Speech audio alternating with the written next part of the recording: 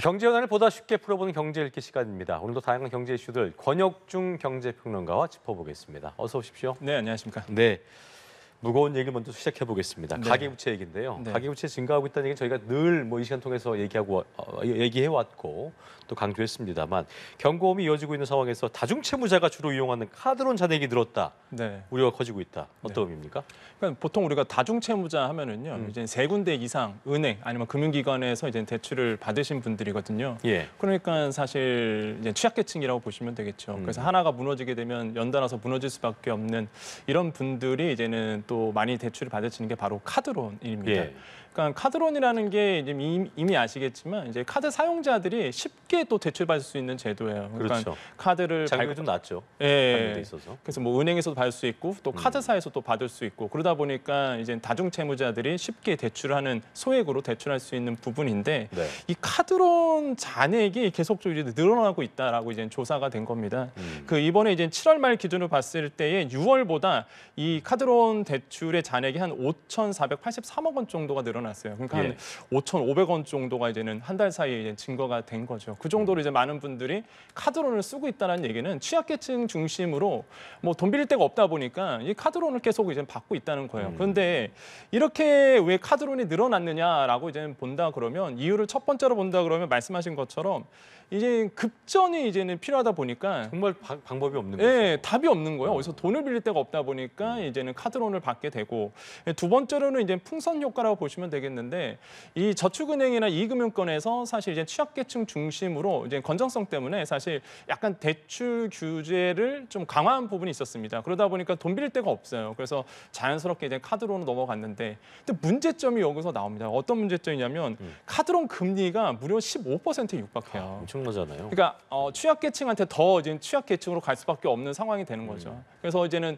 전 은행권의 이 카드론 대출 금리를 좀 봤더니 거의 한 15% 거의 비슷하거든요. 그러니까 굉장히 고금리다라고 이제 보시면 되겠고 두 번째로는 사실 또 카드론과 더불어서 또 같이 늘어나고 있는 게 바로 현금 서비스도 같이 늘어나고 있다라고 같이 조사가 또 됐거든요. 그 다음에 이제 리볼빙이라고 해서 사실 뭐예요? 리볼빙은 뭐예요? 리볼빙에서 일단 내가 카드 원금을 내야 되잖아요. 내가 카드 쓴 만큼을 이제 통장에 넣어놔야 되는데 돈이 없는 겁니다. 그래서 일부 약정이라고 해갖고 내가 일부 금액만 결제를 하고요. 나머지 금액은 뒤로 미루는 거고. 예, 2월 약정으로 계속 넘기는 거예요. 근데 이 금리가 최고 금리예요. 지금 법정 최고 금리다 보니까 저는 정말 리볼빙을 하지 말라라고 이제 말씀을 드리고 있는데 뭐 어렵다 보니까 리볼빙을 하시는 분들이 굉장히 좀 많죠. 근데 당장 답이 없으니까. 네, 답이 없으니까. 그래서 그 리볼빙 자체도 지금 늘어나고 있어요. 전달보다 이게 한 392억 원. 그러니까 취약계층 중심으로 더더욱 안 좋은 상황으로 지금 가고 있다라는 게 딱 보인다는 거죠. 그래서 그렇게 된다 그러면 문제점이 또 뭐가 생기느냐? 건전성입니다. 결국에는. 그렇죠. 그래서 건전성에 우려가 생길 수밖에 없는데. 그렇죠. 예. 건전성 딱 따진다 그러면 연체율 딱 보면 나오거든요. 지금 6월 말 기준으로 봤을 때 카드사의 연체율이 1.58% 정도 되는데 이것도 늘어나고 있고요. 무엇보다 이제 카드 대출 연체율이 이제 3.67%에서 이것도 늘어나고 있어요. 굉장히 높죠. 그러니까 이런 부분에서 연체율도 늘어나고 있다는 거.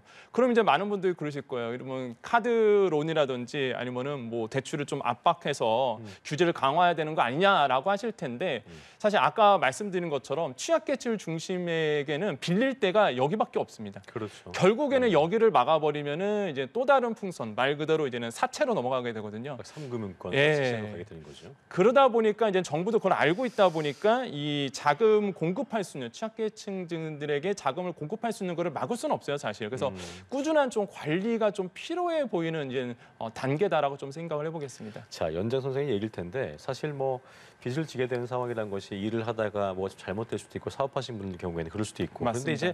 그런데 이제 젊은 층이 이제 빚을 지게 된다는 생각은 예전에 생각을 하면 얼핏 이해가 잘 안 될 수도 있는데 네. 보니까 빚 원금 못 갚아서 탕감을 선택한 네. 20대가 5년 사이에 크게 늘었다. 네. 의미하는 바가 있을 것 같습니다. 시사하는 바가. 그렇죠. 이 개인 워크아웃을 이제는 제대로 개인 워크아웃. 예, 네. 개인 워크아웃 하신 것들이 이제 20대 중심으로 좀 많이 늘어나고 있다라는 이제 통계가 이번에 나왔는데 이 개인 워크아웃의 상황을 본다 그러면요. 일단 20대 개인 워크 숫자 좀 보겠습니다. 지금 자료의 화면이 이제 나오고 있는데 올해 상반기에 개인 기준으로 봤을 때 개인 워크아웃을 통해서 원금 감면을 받았던 20대들이 4,654명 정도가 돼요.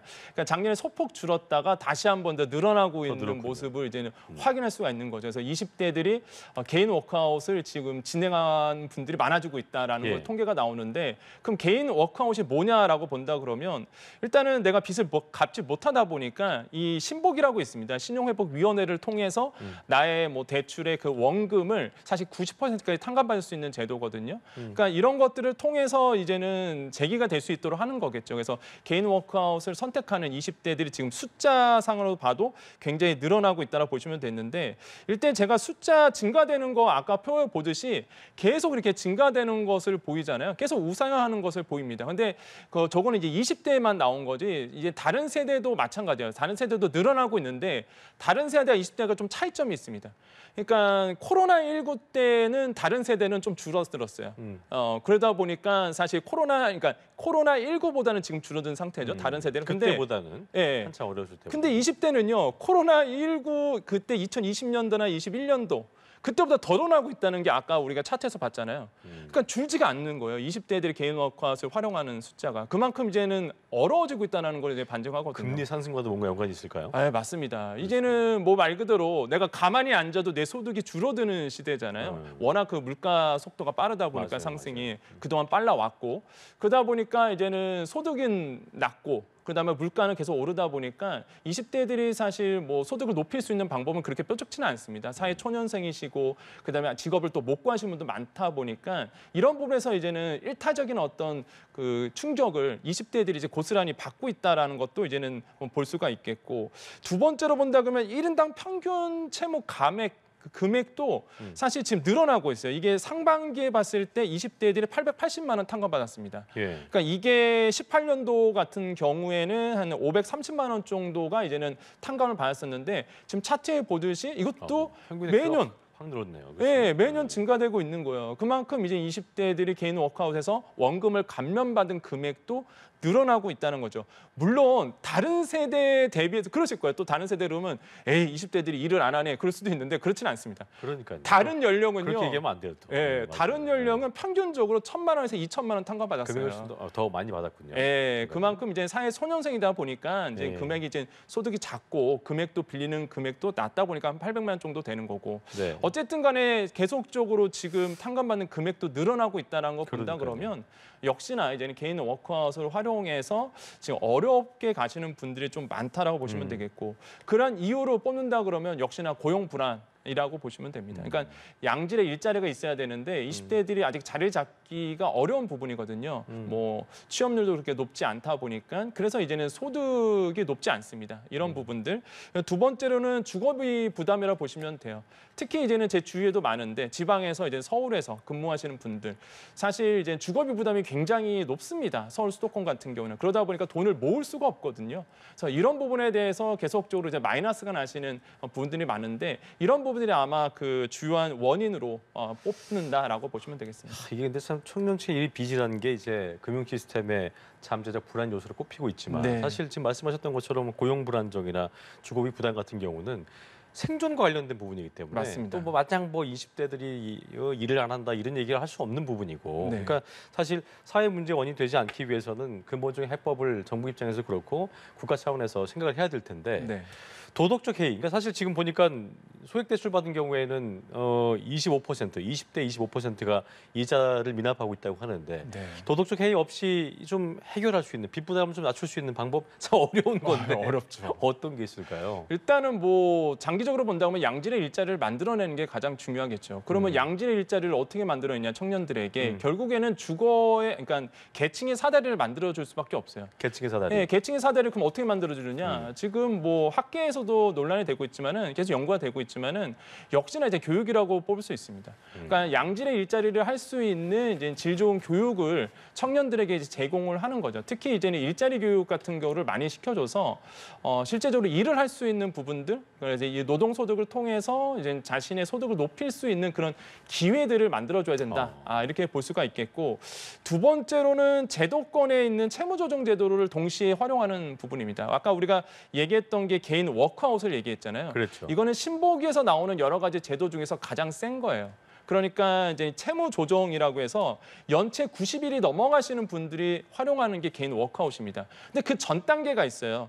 이자율 채무 조정이라서 사전 채무 조정 제도도 있고요. 그다음에 신속 채무 조정이라서 연체 전 채무 조정이 있습니다. 이런 것들은 연체가 뭐 90일 이하이신 분들, 또한 연체가 30일 이하이신 분들. 그러니까 내가 이제는 앞으로 돈을 조금만 도와주면 갚아낼 수 있는 분들이 있거든요. 이런 분들을 위한 제도가 분명히 있습니다. 근데 많은 분들이 이런 제도를 활용을 못 하세요. 특히 신속 채무 조정 같은 경우에는 굉장히 반응이 좋거든요. 그러니까 연체 30일 이하이신 분들이 신속하게 채무 조정을 받을 수 있는 제도인데 잘 모르시는 분들이 많아요. 그러다 보니까 못 하시는군요. 예, 그러다 보니까 이런 좋은 제도들이 홍보가 안 되고 알려지지 않다 보니까 많은 분들이 계속 연체가 쌓여서 끝까지는 결국 개인 워크아웃 아니면 이제 법원의 문을 두드려서 파산이라든지 회생까지 가는 거거든요.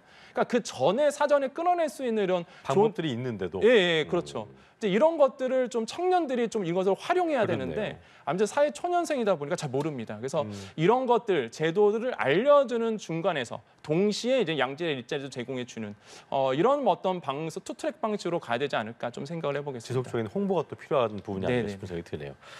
자, 그리고 물가 얘기 좀 해볼 텐데 경제 상황에 대한 소비자들의 심리를 종합적으로 보여주는 굉장히 중요한 지수죠. 소비자 심리 지수 계속 올라왔는데 6개월 만에 소폭 하락. 물론 뭐 폭이 크지는 않습니다만 미세한 좀 변화가 있었네요. 네, 그렇습니다. 소비자 심리 지수라고 해갖고요. 이제 소비자 그 지수를 본다 그러면은 일단 6개월 만에 조금 이제는 하락을 했습니다. 이게 계속적으로 오라는 모습 보여요. 이게 100을 넘어선다라고 본다 그러면 이제 소비자들이 참여했을 때 일단 경기가 좋아진다. 이렇게 이제 평가하는 거고 100 이하다 그러면 위축이 된다 이렇게 평가할 수 있는데 일단 계속적으로 이제 100을 넘어섰단 말이에요. 근데 일단은 이번에 이제 조사가 됐을 때에 이제 소폭 이제 하락했던 모습, 7월보다 한 0.1 포인트 정도 이제 내려갔던 모습이 요번에 이제는 동향에서 조사가 결과가 나왔습니다. 그래서 이런 부분이 좀 나왔는데 여기서 좀 본다 그러면 6개 지수를 통합해서 나온 게 이 심리 지수거든요. 6개 지수를 본다 그러면 생활 형편 전망이라든지 가계 수입 전망, 요거는 이제는 같이 조사가 됐을 때에 이제 좀 상승을 했어요. 그리고 현재 생활 편편이라든지 소비자 뭐 지출 전망 같은 경우에는 이제 전월과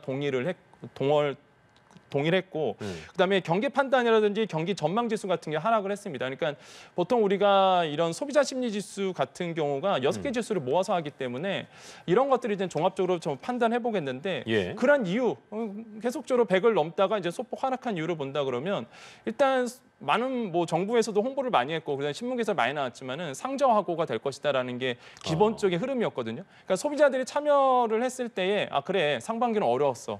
하반기에는 정부가 좋아진다고 하니까 또 신문에서도 뭐 하반기에는 나아진다고 하니까 상저하고라 그러니까 하반기엔 좋아지겠지라고 이제 판단을 했던 거죠. 근데 실제 지금 딱 하반기가 이제는 막 시작하고 나는데 물가는 계속적으로 오히려 기름값 더 올라갔고, 기름값도 올라가고 내가 피부로 느끼는 물가 지수도 굉장히 높고. 이러다 보니까 그 기대 심리가 좀 꺾이는 부분이라고 이제 보시면 되겠고요. 이런 것들이 이제는 영향을 좀 줬다라고 저는 생각을 해보겠습니다. 그래서 이 향후로 좀 본다 그러면 역시나 이제 물가 지수, 실제로 이제는 생활 물가 지수가 좀 크게 영향을 줄 거라고 보여요. 그래서 이런 생활 물가 지수를 통해서 소비자들이 또 느끼는 심리 지수도 같이 또 변해갈 것이다라고 생각을 해보겠습니다. 그렇군요. 자, 그리고 또 하나의 지표인데 1년 뒤에 주택 가격 상승을 전망해보는 주택 가격 전망 지수 CSI 이거는 이제 9개월 연속 오름세를 보이고 있는 건데 지난 6월부터 이제 기점으로 좀 그 6월 기점으로 집값 하락론이 이제 상승론으로 좀 돌아섰잖아요. 근데 사실 뭐 아직 PF 대출에 대한 우려도 좀 있고 지방 같은 경우 미분양 우려도 있고 물론 서울 지역은 좀 좋아지고 있습니다만 아직은 뭐 중국발 그런 부동산 그 디폴트 우려도 있고 부동산 시장이 막 나아질 것 같다는 그 분석이 아직은 좀 섣부른 전망이 아닌가 싶은데 그래도 10년 이렇게 흘러가는 거 어떤 배경이라고 해야 될까요? 일단 뭐 양극화 좀 있긴 있는데 일단 일단 서울 수도권은 지금 분위기 자체가 좀 바뀐 분위기는 분명히 보입니다. 하지만은 뭐 지방은 아직이다라고 좀 보시면 되겠는데 그렇죠. 어쨌든 간에 지금 가격 전망 지수, 그러니까 주택 가격 전망 지수가 이번에 같이 발표가 또 됐는데 5포인트 올랐습니다. 107로 이제 기록을 했거든요. 그러니까 봤을 때 1년 뒤에 집값 상승을 이제 생각하시는 분들이 일단 100은 넘어섰기 때문에 더 높아졌다라고 이제 생각을 해봐요. 그러니까 시장의 참여자들이 봤을 때 집값은 조금 더 높아질 거야, 좀 좋아질 거야라고 이제는 보고 있다는 거겠죠. 그래서 이런 것들이 이제는 시장에 영향을 주고 있다 보시면 되겠고 이게 9개월 연속 상승세. 이게 차트 보시면 아시겠지만 9개월 연속 상승세입니다. 66대까지 내려갔어요. 그죠? 예, 그래서 이게 100까지. 100을 넘어선 게 딱 3개월 동안 100을 넘어선 거거든요. 네, 네. 그러니까 그런 것만 봐도 사실 지금 이제 시장의 참여자들이 주택 시장에 대해서 굉장히 소비자 심리가 나아지고 있다. 이렇게 좀 평가를 해볼 수는 있겠죠.